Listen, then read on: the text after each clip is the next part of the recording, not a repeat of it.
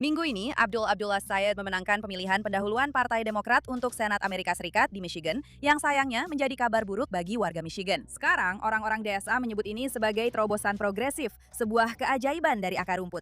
Tapi, apa yang progresif dari seorang kandidat yang bahkan dipuji oleh Ikhwanul Muslimin sendiri? Atau seorang kandidat yang secara harfiah mengejek aksen? Lihat saja ini. Sekarang Mike, saya hanya ingin mengingatkan kamu. Kalau kamu tidak tahu cara mengucapkan namanya, lebih baik jangan sebut-sebut namanya sama sekali.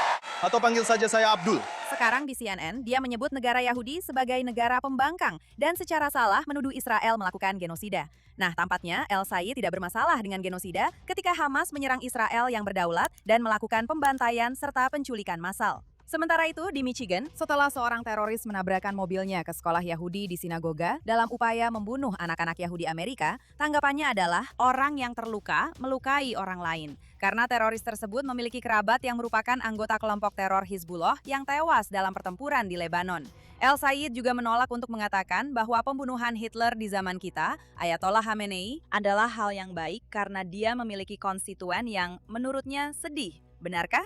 Ini adalah seorang kandidat yang benar-benar membangun seluruh kampanyenya dengan menyerang AIPAC, organisasi lobi Amerika yang didanai sepenuhnya oleh orang Amerika. Sementara dia membangun citranya dengan menolak pengaruh asing, kampanyenya sendiri diam-diam menerima lebih dari $115.000 dari para donor. Terkait dengan CAIR, Dewan Hubungan Islam Amerika, sebuah kelompok yang secara resmi ditetapkan oleh Uni Emirat Arab sebagai organisasi teroris, serta negara bagian Florida dan Texas.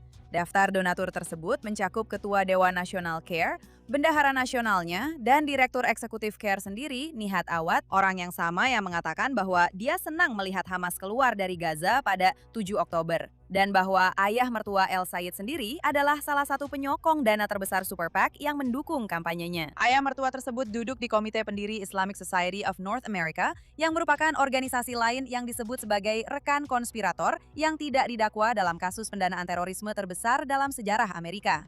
Ini adalah sesuatu yang penuh kebencian. Pria bodoh yang terobsesi dengan sebuah negara yang jaraknya ribuan mil jauhnya dan tidak ada hubungannya dengan daerah pemilihannya. Karena pada dasarnya, dia adalah seorang supremasis Islamis. Apa yang terjadi di Michigan minggu ini adalah strategi DSA yang berjalan persis seperti yang dirancang. Mereka ingin membangun koalisi dana kepedulian, simpati terhadap Ikhwanul Muslimin, didukung oleh para streamer yang selalu online, lalu berpura-pura bahwa inilah yang diinginkan publik Amerika. Ini benar-benar situasi darurat bagi Partai Demokrat. Bangunlah Demokrat.